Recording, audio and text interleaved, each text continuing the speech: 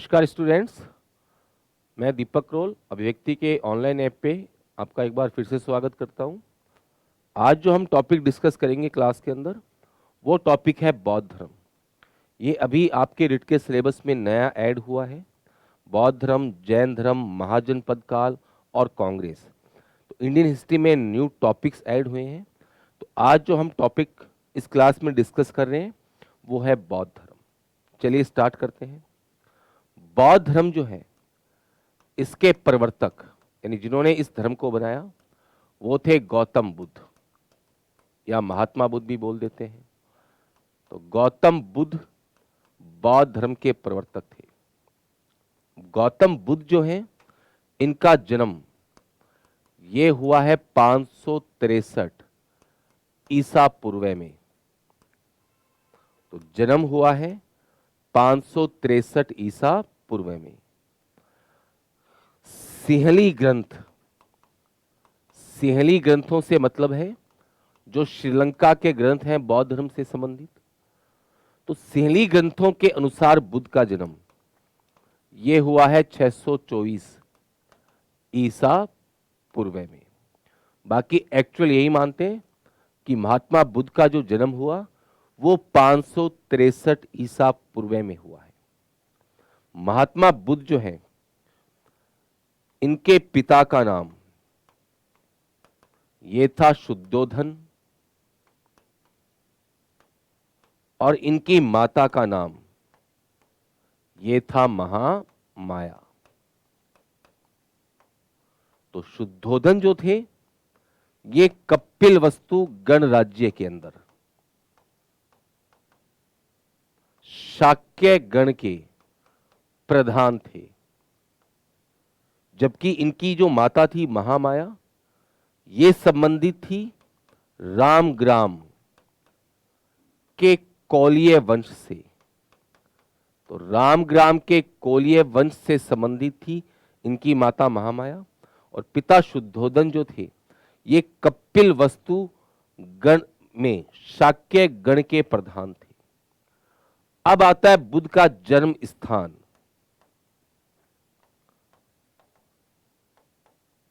महात्मा बुद्ध का जन्म स्थान कहां हुआ? तो कपिल वस्तु राज्य के अंदर लुम्बिनी, ये नेपाल जो कंट्री है, नेपाल की तराई में स्थित था। और रूमन देई को ही वर्तमान में बोलते हैं, सॉरी लुम्बिनी को ही बोलते हैं वर्तमान में रूमन देई। और ये हम जानते हैं रूमन देई से अशोक का एक अभिलेख भी प्राप्त हुआ है। इस अभिलेख में अशोक ने कहा भी है कि ये महात्मा बुद्ध की जन्म स्थली है, इसीलिए यहां पर धार्मिक कर को समाप्त कर दिया और भू राजस्व कर 1/6 से घटाकर कितना कर दिया? 1/8 कर दिया। तो बुद्ध के जन्म से संबंधित अभिलेख है रूमन देई अभिलेख। ठीक है, नेक्स्ट देखते हैं। बौद्ध ग्रंथों में लिखा है कि जो इनकी माता थी महामाया, उस महामाया को एक स्वप्न आया, सपना आया था कि एक श्वेत हाथी सुंड में कमल का फूल लिए हुए आकाश से धरती पर उतर रहा है। तो बौद्ध धर्म में श्वेत हाथी जो है ये बुद्ध के गर्भाधान का प्रतीक माना गया है, और कमल का जो फूल है ये बुद्ध के जन्म लेने का प्रतीक माना गया है। ये ध्यान रखना, श्वेत हाथी बुद्ध के गर्भाधान का प्रतीक है, जबकि कमल का फूल ये बुद्ध के जन्म लेने का प्रतीक है। और महात्मा बुद्ध का जो जन्म हुआ है 563 ईसा पूर्व में, ये हुआ है वैशाख पूर्णिमा के दिन। बौद्ध धर्म में 3 चीजें वैशाख पूर्णिमा के दिन हुई है। एक तो संबोधि की घटना, जब बुद्ध को ज्ञान की प्राप्ति हुई, एक बुद्ध का जन्म और एक बुद्ध की मृत्यु। ये सारे के साथ वैशाख पूर्णिमा के दिन ही हुए हैं। वापस समझिए, बौद्ध धर्म चूंकि आपके सिलेबस में न्यू ऐड हुआ है इसलिए ध्यान से पढ़िएगा। बौद्ध धर्म के प्रवर्तक थे गौतम बुद्ध या महात्मा बुद्ध। जन्म हुआ 563 ईसा पूर्व में। सहेली ग्रंथों के अनुसार, श्रीलंका के जो ग्रंथ हैं उनके अनुसार 624 ईसा पूर्व में हुआ। इनके पिता का नाम था शुद्धोधन, माता का नाम महामाया। तो शुद्धोधन जो थे वो कपिल वस्तु गणराज्य के अंदर शाक्य गण के प्रधान थे, जबकि माता जो थी महामाया ये रामग्राम के कोलीय वंश से संबंधित थी। अब जन्म स्थान, तो इनका जन्म हुआ है लुम्बिनी या वर्तमान का रूमंदेई, और अशोक का यहाँ से एक अभिलेख भी मिला है इसमें अशोक ने लिखा भी है कि ये स्थान महात्मा बुद्ध की जन्म स्थली है। तो बुद्ध की जन्म स्थली होने का एकमात्र अभिलेखीय प्रमाण ये रूमंदेई अभिलेख है। अब इनकी जो माता थी महामाया, ऐसा बताते हैं कि उनको एक सपना आया कि एक श्वेत हाथी सुन में कमल का फूल लिए स्वर्ग से नीचे उतर रहा है। तो श्वेत हाथी तो माना गया गर्भाधान का प्रतीक, और कमल का फूल ये बुद्ध के जन्म लेने का प्रतीक, और जन्म हुआ है ये हुआ है वैशाख पूर्णिमा के दिन। क्लियर? नेक्स्ट देखिए। ऐसा मानते हैं बौद्ध धर्म में कि जिस दिन बुद्ध का जन्म हुआ कुल 7 प्राणी और हैं उनका भी जन्म हुआ है। 7 लोग और हैं ऐसे जिनका जन्म भी बुद्ध के जन्म के दिन हुआ है। कौन कौन थे देखिए। एक तो थी यशोधरा। यशोधरा जो कौन थी? महात्मा बुद्ध की पत्नी। एक छन, ये महात्मा बुद्ध का क्या था? सारथी। तीसरा है कंथक, ये महात्मा बुद्ध का क्या था? घोड़ा था। इसके अलावा बिंबिसार, ये शासक हैं कहाँ के? मगध के शासक थे। इसके अलावा चंड प्रद्योत, ये शासक हुए हैं अवंती के। इसके अलावा प्रसेनजीत, ये शासक थे कहाँ के? कौशल के। उदयन, ये शासक हुए कहाँ के? वत्स के। तो ये कुल 7 व्यक्ति और थे प्राणी जिनका जन्म भी महात्मा बुद्ध के जन्म के दिन ही माना गया है। ये आपको ध्यान रखना है, ठीक है? नेक्स्ट देखिए। जन्म के 7 दिन बाद ही बुद्ध की जो माता थी महामाया, इसका निधन हो गया। तो महात्मा बुद्ध का पालन पोषण ये इनकी मौसी, और बाद में जो शुद्धोधन की पत्नी भी बनी मौसी थी, प्रजापति गौतमी। तो प्रजापति गौतमी के द्वारा महात्मा बुद्ध का पालन पोषण किया गया। नेक्स्ट देखिए।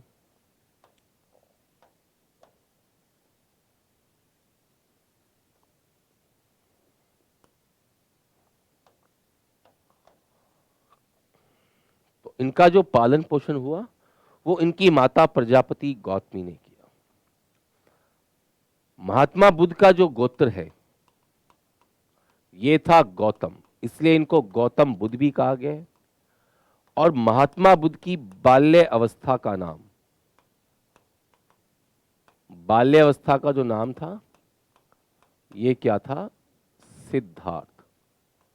तो बाल्य अवस्था का नाम था सिद्धार्थ, गोत्र था इनका गौतम। ये भी आप ध्यान रखना। नेक्स्ट देखिए।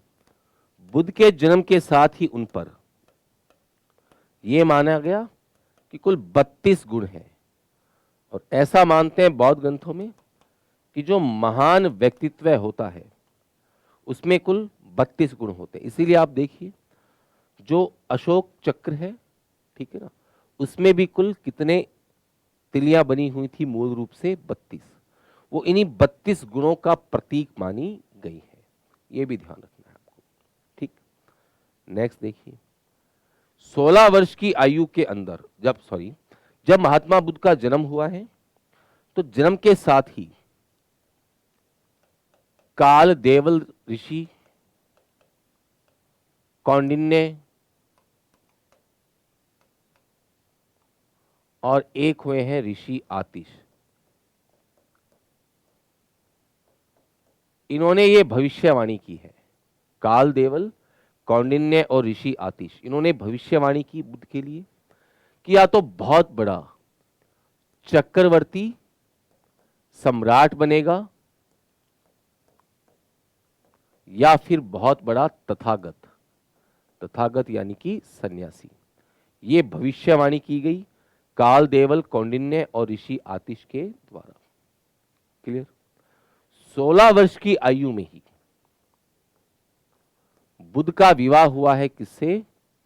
यशोधरा से। यशोधरा भी शाक्यगण की ही से ही संबंधित थी, देवदत्त की बहन थी, जो शासक थे शाक्यगण में ही, तो देवदत्त की बहन थी, सब प्रबुद्ध की पुत्री थी। तो 16 वर्ष की आयु में विवाह हुआ यशोधरा से। 28 वर्ष की आयु में महात्मा बुद्ध को, जब बुद्ध 28 वर्ष के हुए यानी विवाह के 12 सालों के बाद, महात्मा बुद्ध को एक पुत्र उत्पन्न हुआ। उस पुत्र का नाम रखा गया राहुल। और राहुल नाम रखा क्यों गया? क्योंकि जन्म की जब सूचना मिली महात्मा बुद्ध को, तो महात्मा बुद्ध ने कहा कि आज मेरे जीवन में एक और बंधन, बंधन यानी कि राहु, ये जुड़ गया है, इसलिए इस पुत्र का नाम क्या रखा गया? राहुल। मध्यम निकाय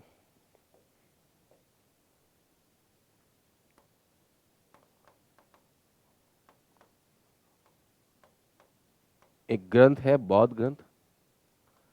तो मध्यम निकाय में लिखा है कि बुद्ध के जीवन पर 4 दृश्यों का बहुत अधिक प्रभाव पड़ा। ये 4 दृश्य थे। जब बुद्ध ने एक वृद्ध व्यक्ति को देखा, पहला। दूसरा, जब बुद्ध ने एक रुग्ण, रुग्ण यानी बीमार व्यक्ति, उसको देखा। फिर एक मृत व्यक्ति को देखा और फिर एक प्रसन्नचित्त सन्यासी को देखा। तो ये 4 दृश्य देखे बुद्ध ने, जिनके बाद बुद्ध के जीवन पर प्रभाव पड़ा, उनका हृदय परिवर्तन हुआ। और 29 वर्ष की आयु में, जब महात्मा बुद्ध 29 वर्ष की हुए, तब महात्मा बुद्ध ने क्या कर दिया? गृह त्याग। गृह त्याग हुआ तो वो अपने सारथी छन और घोड़े कंथक के साथ घर से रवाना हो गए थे। गृह त्याग की जो घटना हुई है, इसी घटना को बोला जाता है महाभी निष्क्रमण। जो गृह त्याग की घटना है उसी को बोला गया है महाभिनिष्क्रमण। ठीक है, तो ये घटना हुई, बुद्ध ने अपना घर छोड़ दिया। नेक्स्ट देखिए, इसके पश्चात पहली बार बुद्ध जो है गृह त्याग के बाद, ये अनोमा नदी के तट पर एक स्थान है अनुविनय, यहां पर रुके। गृह त्याग के बाद अनोमा नदी के तट पर अनुविनय नामक एक स्थान है, यहां पर रुके। और यहीं पर महात्मा बुद्ध ने अपनी राजसी पोशाक का त्याग किया और अपने केश कटवाए थे। यहीं पर बुद्ध का जो घोड़ा था कंथक, उसकी भी क्या हो गई थी? मृत्यु हो गई थी। तो इस कारण से यहां पर बनाया गया कंथक विहार और एक था चुंडामणि विहार। ये 2 विहार बनवाए गए इस स्थान पर। चुंडामणि क्योंकि केश कटवाए थे, और कंथक विहार क्योंकि इनके घोड़े कंथक की यहां पर क्या हुई थी, मृत्यु हुई थी। अब बुद्ध ने जो गृह त्याग किया, इसका कारण था बुद्ध का संसारिक विषयों के प्रति आसक्ति। यानी संसारिक विषय जैसे कि लोभ, घर, परिवार, संसार, इनके प्रति बुद्ध जो थे वो आसक्त नहीं थे, घृणा सी हो गई थी। हालांकि एक ग्रंथ है मध्यम निकाय, और एक इतिहासकार है डीडी कोशाम्बी।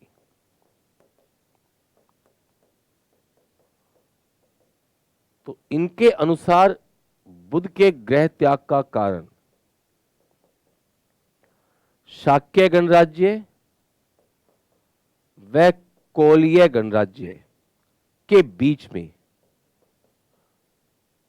रोहिणी नदी के जल बंटवारे को लेकर क्या था, विवाद था। जो रोहिणी नदी है उसके जल के बंटवारे को लेकर विवाद था शाक्यों में और कोलियों में। क्योंकि इनकी माता जो थी महामाया वो कोलीय गण से थी, ये खुद इनके पिता शाक्य गण से थे। तो ये विवाद था, इस कारण से महात्मा बुद्ध ने क्या किया, गृह त्याग। ये मध्यम निकाय और डीडी कोशाम्बी के अनुसार है। इसके बाद पहली बार आए अनोमा नदी के तट पर, अनुविनय नामक स्थान पर। ये सब चीजें पहली बार बुद्ध जिनके पास रुके वो थी पद्मा नामक एक ब्राह्मणी, रेवंत ऋषि और एक मंत्री था राजक त्रिदंडक। तो इनके पास महात्मा बुद्ध रुके। इसके बाद बुद्ध गए वैशाली, जो वैशाली गणराज्य था। यहां पर बुद्ध ने सांख्य दर्शन के आचार्य थे आलार कलाम, इनसे शिक्षा हासिल की। तो आलार कलाम जो थे ये बुद्ध के प्रथम क्या थे, गुरु थे। वैशाली में इनसे शिक्षा ली, लेकिन बुद्ध इस शिक्षा से संतुष्ट नहीं हुए। तो वैशाली से बुद्ध आगे कहां पर, राजगृह, जो उस समय मगध की कैपिटल थी, राजधानी थी। राजगृह के अंदर एक पहाड़ी है वेहोर। इस वेहोर नामक पहाड़ी पर बुद्ध की मुलाकात उस समय जो मगध के शासक थे बिंबिसार से हुई। राजगृह में ही बुद्ध ने अपना दूसरा गुरु बनाया रुद्रक रामपुत को। रुद्रक रामपुत बुद्ध के दूसरे गुरु बने, और रुद्रक रामपुत से बुद्ध ने शिक्षा ली किस चीज की, संज्ञायतन। संज्ञायतन का अर्थ होता है जो आत्मा और कर्म का ज्ञान है। तो इसकी शिक्षा ली महात्मा बुद्ध ने। परंतु महात्मा बुद्ध जो थे वो इससे भी संतुष्ट नहीं हुए हैं। इसके बाद महात्मा बुद्ध ये आए उरुवेला। उरुवेला यानी कि वर्तमान का कौन सा स्थान, बोध गया, जो गया डिस्ट्रिक्ट के अंदर है, बोध गया वो स्थान। यहां पे आए और यहां पर बुद्ध को कितने साथी मिले, 5 साथी मिले। 5 साथी कौन कौन है देखिए, ये 5 साथी हैं महानाम, भदीय, इसके अलावा असिगवाप,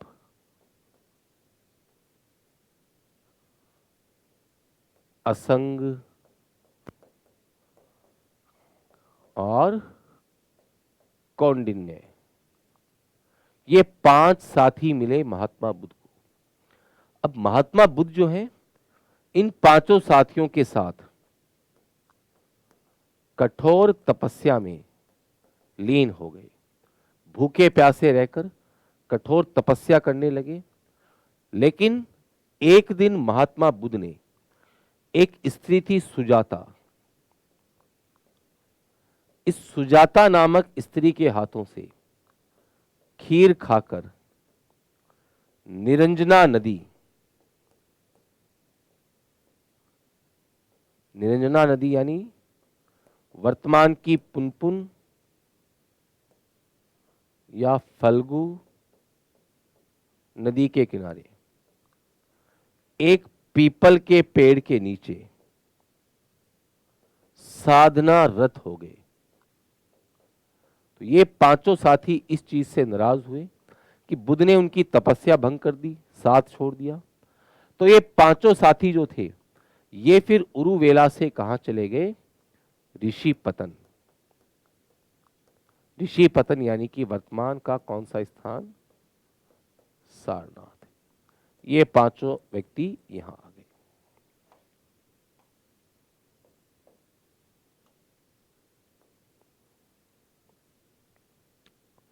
नेक्स्ट देखिए। इसके बाद महात्मा बुद्ध जो हैं, साधनारत होने के बाद इन्होंने लगाई ध्रुव समाधि, यानी कि 7 दिन और 7 रात तक समाधि लगाई। इसके बाद 49 दिनों की तपस्या के बाद महात्मा बुद्ध को वैशाख पूर्णिमा के दिन ही प्राप्ति हुई। किसकी? ज्ञान की। और ज्ञान प्राप्ति की इस घटना को क्या बोलते हैं? संबोधि। ठीक है। महात्मा बुद्ध को ज्ञान की प्राप्ति 35 वर्ष की आयु में हुई, यानी घर छोड़ने के कितने साल बाद? 6 वर्ष बाद। और जो ये 6 वर्ष का समय है जिसमें महात्मा बुद्ध को ज्ञान मिला है, इस 6 वर्ष के समय को बोलते हैं आर्य प्रेषणा।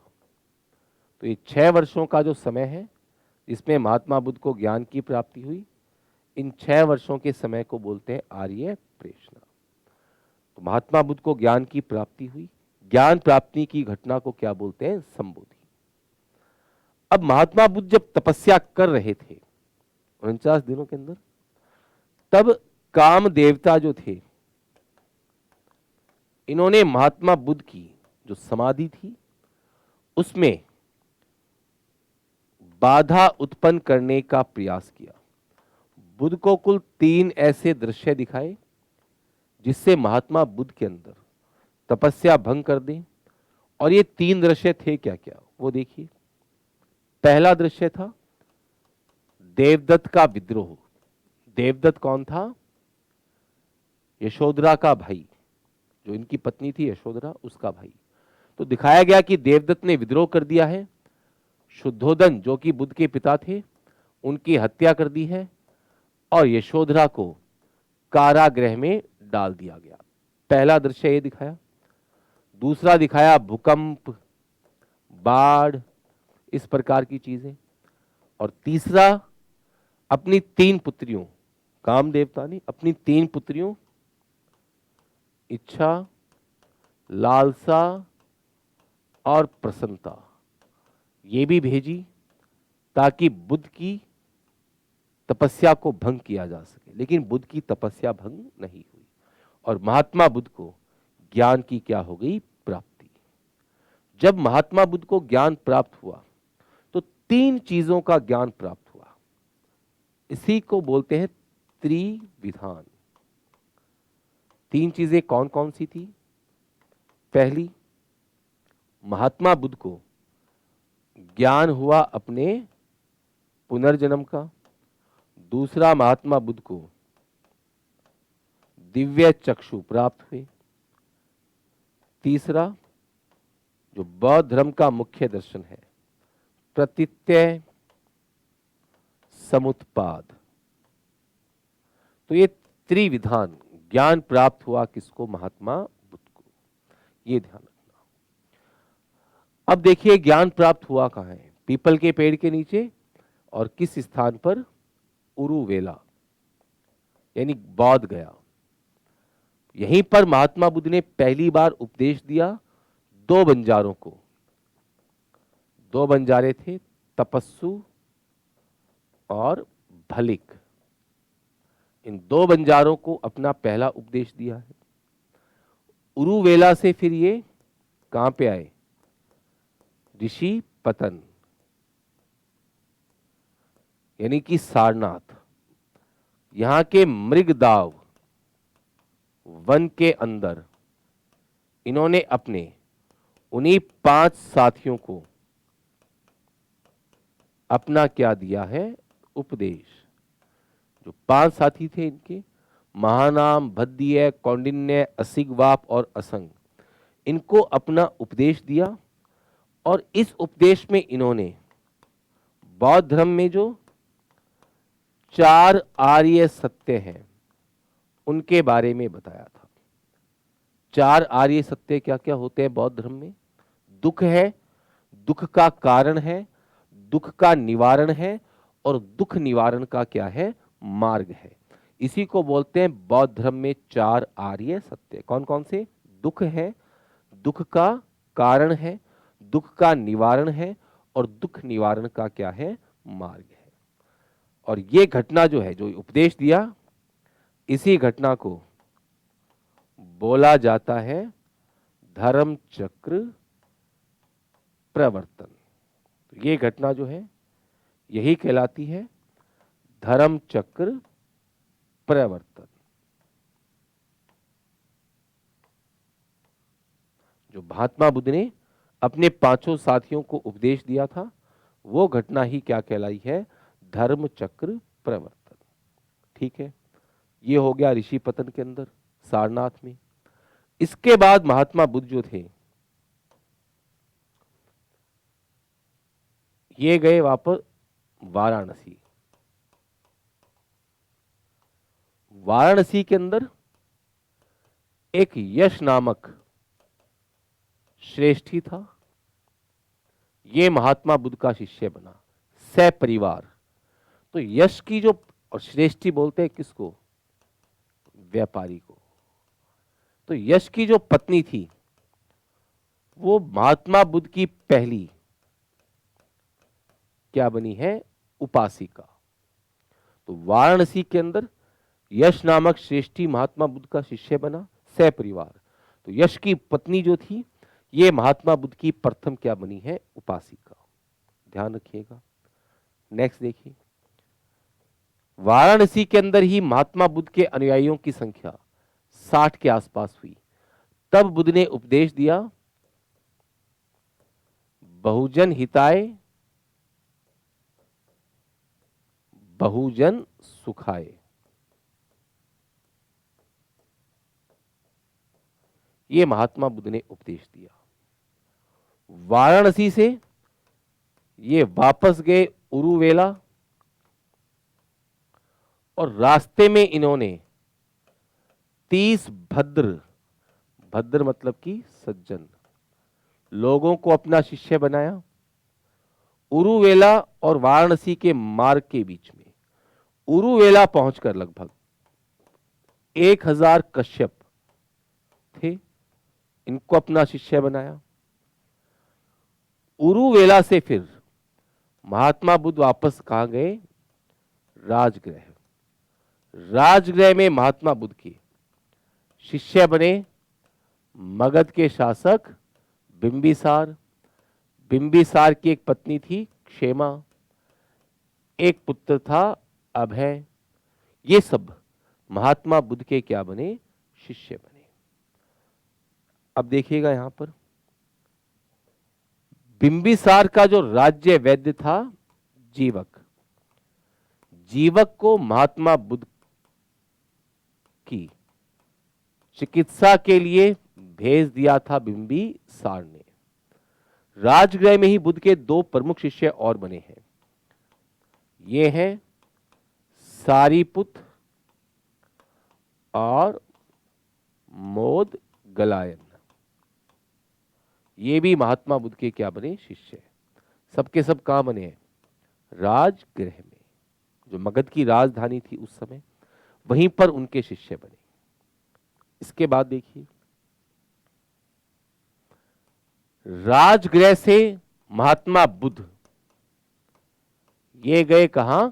कपिलवस्तु, जो इनका खुद का राज्य था।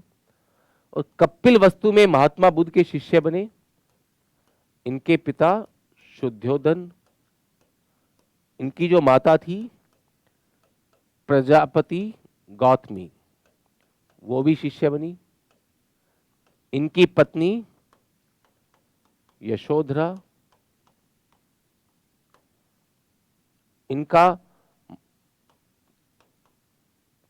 मौसेरा भाई नंद, बहन नंदा, ये सब महात्मा बुद्ध के क्या बने? शिष्य बने। ठीक है, अब एक चीज ध्यान रखना, महात्मा बुद्ध या बौद्ध संघ को जो पहला विहार उपहार में मिला है वो था वेलुवन। और वेलुवन दिया था जब महात्मा बुद्ध कहां थे? राजगृह में। अभी आपको बताया ना, तो बिंबिसार ने इनको ये वेलुवन उपहार में दिया। तो ये पहला विहार था वेलुवन, जो बौद्ध संघ को उपहार में या महात्मा बुद्ध को उपहार में प्राप्त हुआ। ठीक है, तो कपिल वस्तु के अंदर राजगृह से फिर कपिल वस्तु गए, तो इनको अपना शिष्य बनाया। कपिल वस्तु से वैशाली जाते समय मार्ग के अंदर अनुपेय नामक स्थान पर महात्मा बुद्ध के दो प्रमुख शिष्य बने, आनंद और उपाली। तो आनंद महात्मा बुद्ध का सबसे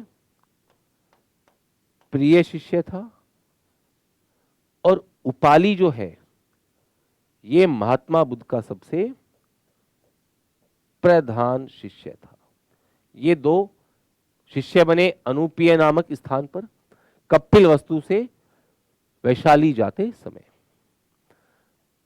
इसके बाद जब वैशाली पहुंचे तो वैशाली के अंदर जो गणराज्य था लिच्छवियों का, इन्होंने महात्मा बुद्ध के लिए निर्माण कराया कुटाग्रशाला का।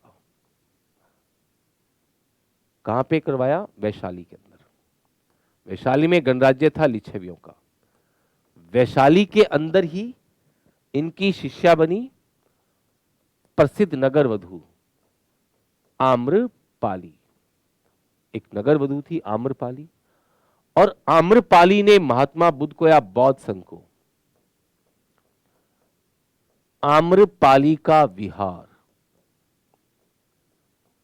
ये उपहार में दिया। और एक थी बालिका, इस बालिका ने दिया बालिका राम विहार। ये दो विहार महात्मा बुद्ध को वैशाली के अंदर उपहार में प्राप्त हुए। अब वैशाली के अंदर ही अपने प्रिय शिष्य आनंद के कहने पर इन्होंने बौद्ध संघ में प्रवेश दे दिया। किसको? महिलाओं को। महिलाओं को बौद्ध संघ में प्रवेश दिया। और बौद्ध संघ में प्रवेश लेने वाली पहली महिला ये थी प्रजापति गौतमी, जो इनकी मौसी और माता दोनों थी।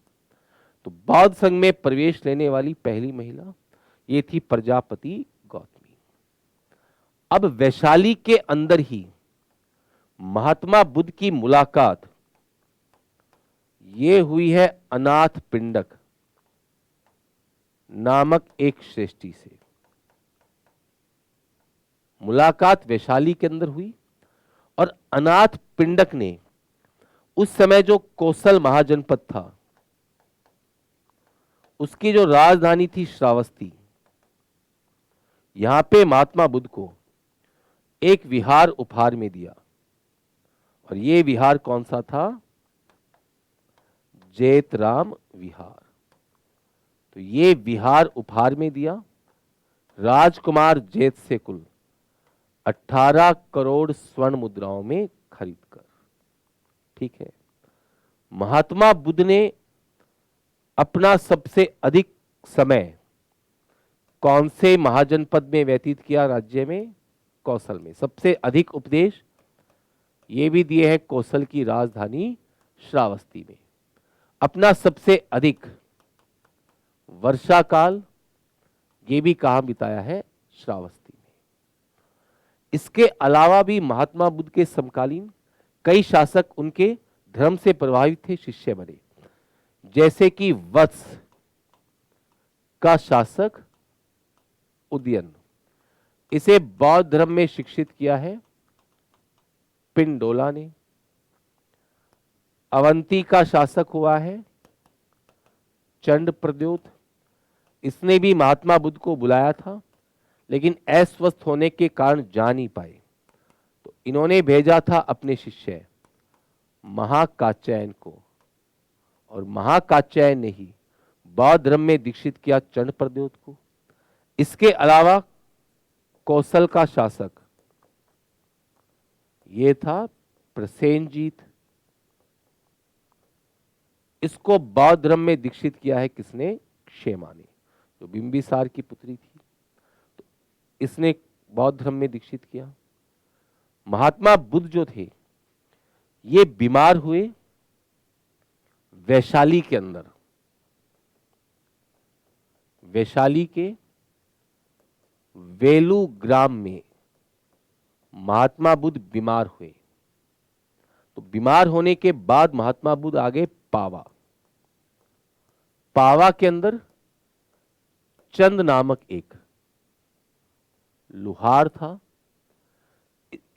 इनके पास महात्मा बुद्ध ने खाना खाया सुक्कर मद्यव, इसका अर्थ माना जाता है सुअर का मांस।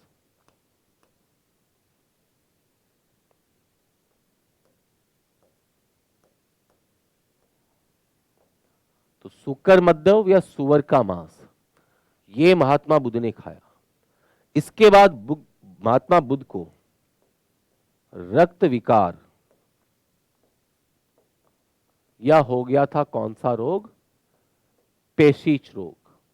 तो रक्त विकार या पेशीच रोग हो गया। तब फिर महात्मा बुद्ध को मल्लों की ही पहली राजधानी थी पावा, दूसरी राजधानी थी कुशीनगर। कुशीनगर लाया गया महात्मा बुद्ध को। बुद्ध ने ये कहा था कि मैं जो मल है इनके क्षेत्र में ही मरना चाहता हूं। तो कुशीनगर लाया गया महात्मा बुद्ध को, और कुशीनगर के अंदर शालवन के अंदर, कुशीनगर के अंदर शालवन था।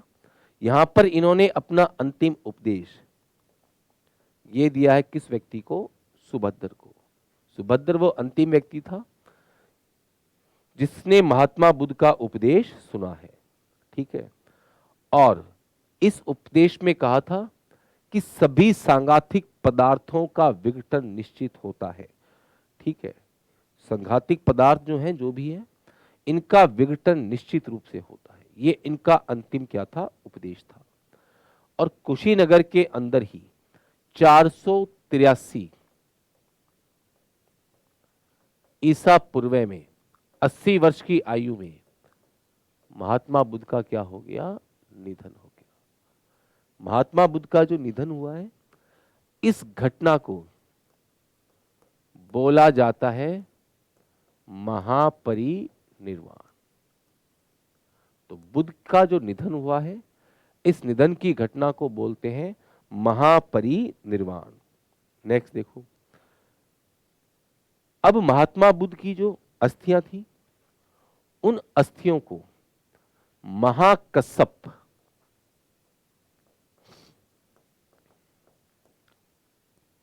के नेतृत्व में सुरक्षित रखा गया। और फिर एक थे द्रोण। द्रोण ने महात्मा बुद्ध की अस्थियों को 8 राज्यों व गणराज्यों के बीच में आपस में बांट दिया था। 8 राज्य गणराज्य थे जिनके बीच में महात्मा बुद्ध की अस्थियों को बांट दिया गया। कौन कौन से थे वो देखिए। पहला है मगध का उस समय शासक था अजात शत्रु। तो कुछ अस्थियां मगध भेज दी गई, कुछ अस्थियां रामग्राम के कौलिय,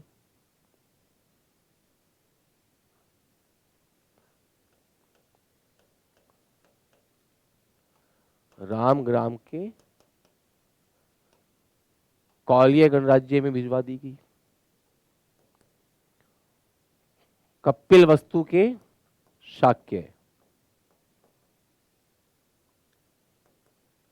यहां भिजवाई गई हैं कुछ अस्थियां।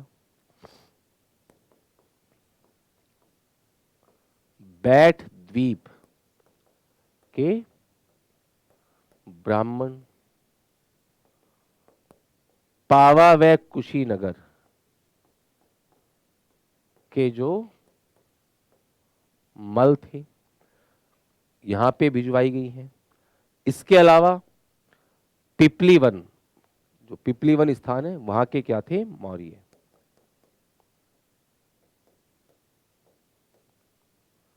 पिपलीवन के जो मौर्य, ये भी देखिए यहां इसका उल्लेख मिलता है कि पिपलीवन के अंदर उस समय कौन थे, मौर्य थे। इसके अलावा अल्पकल्प के बुलिये, अल्पकल के बुलिये,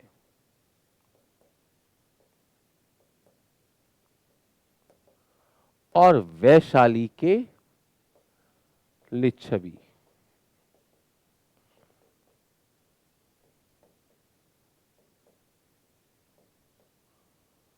तो ये 8 स्थान थे जहां पे इन अस्थियों को भिजवाया गया। इनमें से केवल ये ब्राह्मण वंश है, बाकी सभी सातों जो है ये किस वर्ण से थे, क्षेत्रीय वर्ण से थे। ठीक है, तो ये हमने अभी पढ़ा कुछ कि महात्मा बुद्ध का जन्म, ज्ञान प्राप्ति की घटना, कहाँ कहाँ उन्होंने क्या क्या उपदेश दिए। एक बार मैं रिपीट कर दे रहा हूं ताकि आपको नोट्स बनाने में भी आसानी हो और आप इसे आसानी से याद कर सके।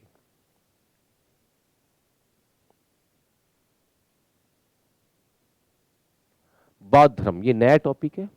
इसके प्रवर्तक थे गौतम बुद्ध या महात्मा बुद्ध। जन्म हुआ है 563 ईसा पूर्व में। सिहली यानी श्रीलंका की ग्रंथों के अनुसार 624 ईसा पूर्व में। पिता थे शुद्धोधन, कपिल वस्तु के शाक्य गणराज्य के प्रधान थे। इतना भी बता देता हूं, शाक्य गणराज्य जो था वो इक्ष्वाकु वंश की ही एक शाखा थी। इक्ष्वाकु वंश में ही माने गए हैं भगवान राम, तो ये क्षत्रिय थे। माता थी महामाया, ये रामग्राम के कौलिय वंश से संबंधित थी। जन्म स्थान है लुम्बिनी यानी रूमनदेही, और अशोक के रूमनदेही अभिलेख से इसकी पुष्टि भी होती है। तो ऐसा बताते कि इनकी माता जो थी अपने गृह राज्य जारी थी। इनकी माता जो थी वो देवदेह की थी, तो गृह राज्य जारी थी, तभी लुम्बिनी के अंदर प्रसव पीड़ा प्रारंभ हुई और आम्र कुंज के नीचे, ठीक है ना, आम्र कुंज था एक आम का बगीचा, वहां पर महात्मा बुद्ध का शाल वृक्ष के नीचे जन्म हुआ है। तो ये बताया गया कि इनकी जो माता थी महामाया, उन्होंने एक सपना देखा कि एक सफेद हाथी अपने सूंड में कमल का फूल लिए हुए आकाश से धरती पर उतर रहा है। ठीक है, तो श्वेत हाथी बुद्ध के गर्भाधान का प्रतीक माना गया और कमल का फूल बुद्ध के जन्म का प्रतीक। जन्म हुआ है वैशाख पूर्णिमा के दिन, ये ध्यान रखिएगा। अब ऐसा माना गया कि जब बुद्ध का जन्म हुआ उसी के साथ कुछ 7 प्राणी और भी हैं जिनका जन्म हुआ है। ये थी इनकी पत्नी यशोधरा, सारथी था छन्न, घोड़ा था कंथक, मगध के शासक बिंबिसार, अवंती शासक चरणप्रद्योत, कौशल के शासक प्रसेनजीत और वत्स के शासक उदयन। इन सब का जन्म महात्मा बुद्ध के जन्म के दिन ही माना गया है। जन्म के 7 दिन बाद ही इनकी माता थी महामाया, उसका निधन हो गया। तो पालन पोषण इनकी मौसी और विमाता, मौसी थी प्रजापति गौतमी, इन्होंने इनका पालन पोषण किया। गोत्र था गौतम, इसलिए गौतम बुद्ध भी कहते हैं। बाल्यावस्था में इनका नाम था सिद्धार्थ। ये माना गया कि जन्म के साथ ही इनमें कुल 32 गुण परिलक्षित हुए। ये मानते हैं कि एक महान व्यक्ति या शलाका पुरुष, उसमें कुल 32 गुण होते, इसलिए आप देख सकते हैं अशोक स्तंभ के अंदर भी मूल रूप से 32 ही तिलियां थी।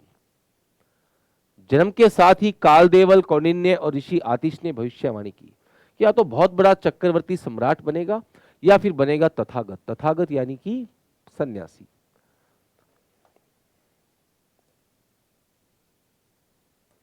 अब देखिए 16 वर्ष की आयु में विवाह हुआ यशोधरा से। यह भी शाक्य गढ़ से ही संबंधित थी। सुप्रबुद्ध की पुत्री और देवदत्त की बहन थी। 28 वर्ष की आयु में यानी शादी के कुल 12 साल बाद पुत्र उत्पन्न हुआ है राहुल। राहुल नाम इसलिए रखा गया क्योंकि जन्म के बाद महात्मा बुद्ध ने कहा कि आज मेरे जीवन में एक और राहु यानी बंधन जुड़ गया है। मध्यम निकाय में लिखा गया है कि महात्मा बुद्ध के जीवन पर कुल 4 दृश्यों का प्रभाव पड़ा। जब उन्होंने एक वृद्ध व्यक्ति देखा, एक बीमार व्यक्ति देखा, एक मृत व्यक्ति देखा और एक प्रसन्न सन्यासी देखा।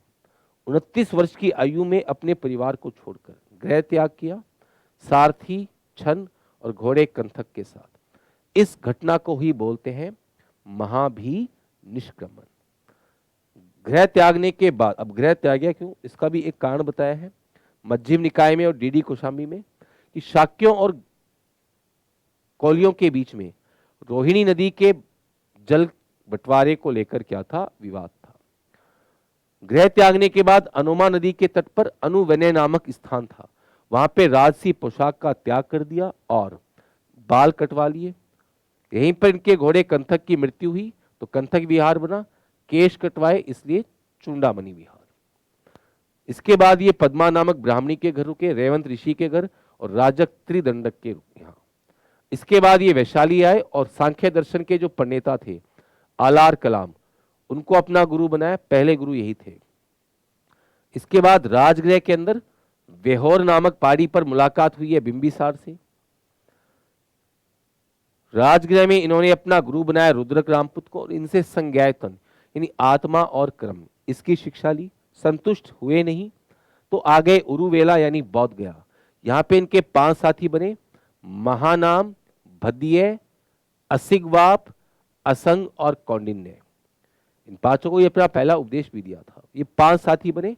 इसके बाद इन 6 लोगों ने, 5 तो ये और एक खुद महात्मा बुद्ध, इन्होंने कठोर तपस्या स्टार्ट कर दी। लेकिन एक दिन महात्मा बुद्ध ने एक सेनानी की पुत्री थी सुजाता, इसके हाथों से खीर खाई और निरंजना नदी यानी आधुनिक पुनपुन या फल्गु, ये इसका वर्तमान का नाम है, इसके किनारे एक पीपल के पेड़ के नीचे ध्यान मग्न हो गए। ध्रुव समाधि ली यानी 7 दिन 7 रात की। इसके बाद 49 दिनों की और तपस्या की। वैशाख पूर्णिमा के दिन 35 वर्ष की आयु में इनको ज्ञान की प्राप्ति हुई। ज्ञान प्राप्ति की इस घटना को क्या बोलते हैं विद्यार्थियों, संबोधि। ठीक है। और ये 29 से 35 यानी 6 साल का जो समय लगा, इस 6 साल के समय को क्या बोला गया, आर्य प्रेषणा। अब जब ये महात्मा बुद्ध तपस्या कर रहे थे तो काम देवता ने बाधा उत्पन्न की। कुल 3 दृश्य दिखाए।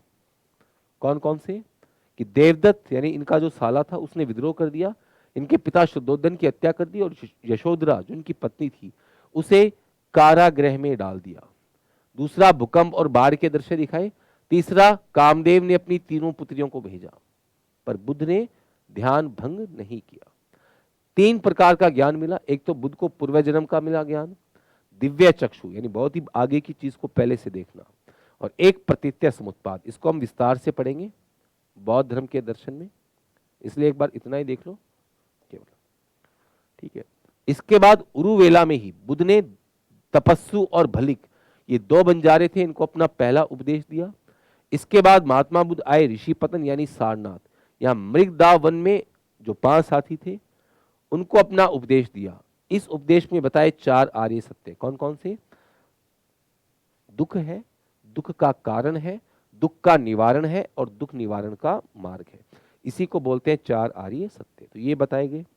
इस घटना को ही बोलते हैं धर्म चक्र परिवर्तन। सारनाथ से फिर बुद्ध गए वाराणसी। यश नामक एक श्रेष्ठी इनका शिष्य बना और यश की पत्नी ये बुद्ध की प्रथम उपासिका बनी। यहाँ पे लगभग 60 के आसपास अनुयायी हुए। तब बुद्ध ने कहा था बहुजन हिताय बहुजन सुखाय।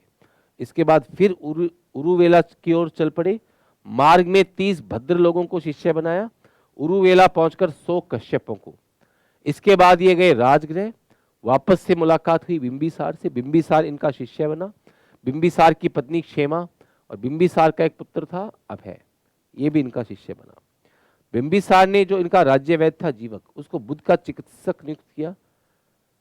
राजगृह में ही इनके शिष्य बने सारीपुत और मोदगलायन, जो कि प्रमुख शिष्य थे। जो सांची का स्तूप है उसमें बुद्ध के अलावा सारीपुत और मोदगलायन के भी अवशेष रखे हुए हैं। इसके बाद ये अपने गृह राज्य कपिलवस्तु आए। ठीक है, राजगृह में एक चीज पहले देख लो, राजगृह में बिंबिसार ने इनको दिया था वेलुवन उपहार में। ठीक है ना, तो ये बौद्ध संघ को प्राप्त पहला विहार है। राजगृह से ये आए कपिलवस्तु।